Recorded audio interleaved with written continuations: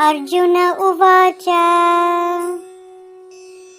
एवं सततयुक्ता ये भक्तास्त्वां पर्युपासते ये चाप्यक्षरमव्यक्तम् तेषां के योगवित्तमाः।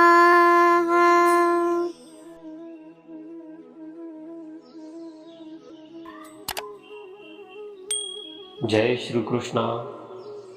भगवद्गीतेचा अध्याय 12वा. हा अध्याय भक्ती योगाचे वर्णन करतो. या अध्यायात श्रीकृष्ण अर्जुनाला भक्ती योगाचे महत्त्व आणि फायदे सांगतात.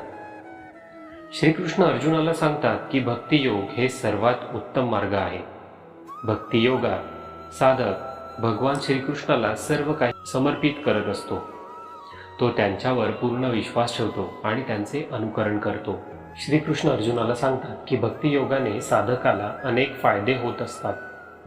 तो शारीरिक, मानसिक आणि आध्यात्मिक दृष्ट्या प्रगत होतो. तो सर्व दुःख आणि वेदनांपासून मुक्त होतो आणि मोक्ष प्राप्त करतो. तर अध्याय 12 गीतेचा एक महत्त्वाचा अध्याय आहे. तो भक्ती योगाचे महत्त्व आणि फायदे स्पष्ट करतो. त्यात भक्ती योग हे सर्वात उत्तम मार्ग आहे. भक्ती योगाने साधक अनेक फायदे प्राप्त करतो. भक्ती योगाने साधक मोक्ष प्राप्त करतो. अशा प्रकारची माहिती त्या ठिकाणी आपल्याला मिळते. तर अध्याय 12वा हा प्रत्येकाने वाचूनच पाहिला पाहिजे. तो अध्याय आपल्याला खूप काही आयुष्यामध्ये फायदे करून देतो, मनाला शांती देतो. जो तुम्हाला नेहमी स्मरण करतो, जो तुमच्यावर एकनिष्ठ आणि एकनिष्ठ आहे, तो कधीही कोणत्याही दुःखाने व्यथित होणार नाही, असे यामधील श्लोकांचे अर्थ होतात. तर गीतेतील 7व्या आणि 8व्या अध्यायात भगवान स्वतःच्या व्यक्त रूपाचे चिंतन करण्यावर भर देतात. तर 9व्या अध्यायात व्यक्तोपासना कर म्हणून स्पष्ट सांगतात. 11व्या अध्यायाच्या शेवटी सुद्धा भगवान भक्तीवरच भर देतात व सर्व कर्मे परमेश्वरार्पण बुद्धीने करण्यास सांगतात. अर्थातच अर्जुनापुढे प्रश्न उभा राहिला की मग व्यक्तोपासना श्रेष्ठ का अव्यक्ताची उपासना सोपी, निर्गुण की सगुण उपासना? 12व्या अध्यायाच्या सुरुवातीस अर्जुन भगवंतांना हाच प्रश्न विचारतो. उत्तराद्वारे भगवान भक्ती मार्गाचे श्रेष्ठत्व प्रतिपादन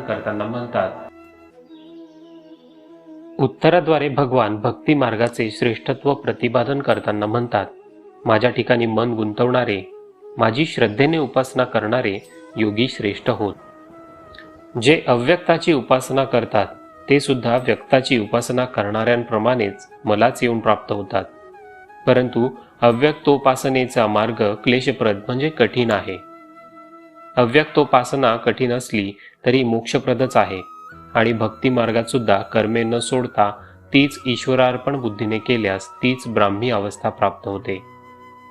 सर्वाणी कर्माणी मयी संन्यस्य म्हणजे सर्व कर्मांचा माझ्या ठिकाणी संन्यास अर्थात त्याग कर. त्यावरून एक गोष्ट स्पष्ट होते की भक्ती योगातही कर्मे करणे सोडायचे नसतात. तर हे कर्मे करणे सोडायचे नसून परमेश्वराच्या ठिकाणी ती कर्मफले अर्पण करायची. भगवान म्हणतात माझ्या ठिकाणी चित्त एकाग्र करण्याचा अभ्यास कर. असा अभ्यास करणे अवघड वाटले तर माझे ध्यान, भजन, पूजन कर. ते सुद्धा अवघड वाटले तर केवळ माझ्यासाठी कर्मे करूनच कर्मफलाचा माझे ठायी त्याग करण्याचा हळूहळू सराव कर. कारण अभ्यासापेक्षा ज्ञान चांगले आणि ज्ञानापेक्षा ध्यान श्रेष्ठ, पण ध्यानापेक्षाही निष्काम कर्मयोगाचे आचरण सर्वश्रेष्ठ. याच्याच आचरणाने शांती प्राप्त होते. याला भक्तियुक्त कर्मयोग म्हणता येईल. असा हा भक्तियुक्त अंतःकरणाचा कर्मयोगी मला अत्यंत प्रिय होय. कारण तो कोणाचाही द्वेष करत नाही. कोणाच्याही अपरोक्ष त्याची निंदा करण्याची त्याला सवय नसते. तो सुखदुःखात समत्व बुद्धीने वागतो. सदा संतुष्ट, संयमी, दृढ निश्चयी असतो. हर्ष, क्रोध, भय व विषाद यांपासून तो अलिप्त असतो. सर्वात म्हणजे त्याला निंदा व स्तुती समसमान असतात. तो मितभाषी असतो, म्हणजे वायफळ गप्पा मारण्यात वेळ घालवत नाही. तो कोणत्याही कामाचा कधीही आळस करत नाही.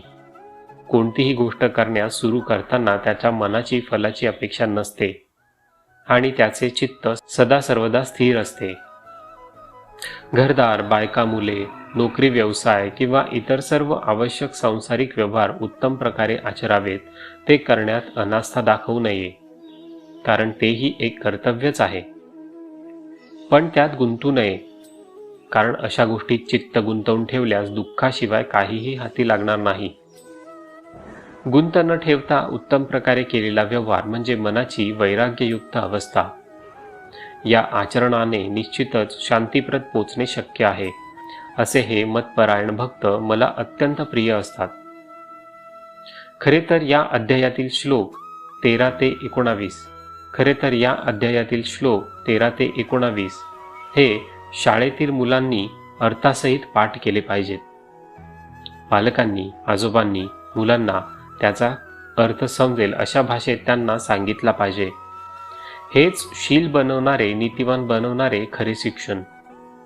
त्यामुळेच मुले म्हणजेच पुढची पिढी बलवान, धैर्यवान व मानसिक सशक्त बनतील. तसे त्यांना बनवणे हे आजच्या पिढीचे कर्तव्यच आहे. केवळ मार्क व नोकरी मिळवून देणाऱ्या शिक्षकांनी मुले घडत नसतात, ते बिघडतातही. म्हणूनच त्यांना गीतेबद्दलचं ज्ञान देणं खरंच महत्त्वाचं आहे. भक्तियोग म्हणजेच दुर्बलता नव्हे, तर तो एक महान पुरुषार्थ आहे. इति भक्तियोगो नाम द्वादशोऽध्यायः. इथेच आपण आपला 12वा अध्यायाचा मराठी सार संपवतो. यात फक्त आपल्याला मराठी सार दिलेले आहेत. प्रत्येक गीताचे, प्रत्येक श्लोकाचे आपल्याला या ठिकाणी फक्त मराठी सार दिलेले आहेत. भगवद्गीता समजून घेणे आणि मनशांती आणि जीवनाचा खरा अर्थ तुम्हाला या गोष्टीतूनच मिळणार आहे. श्रीकृष्णार्पणमस्तु. जय श्रीकृष्ण.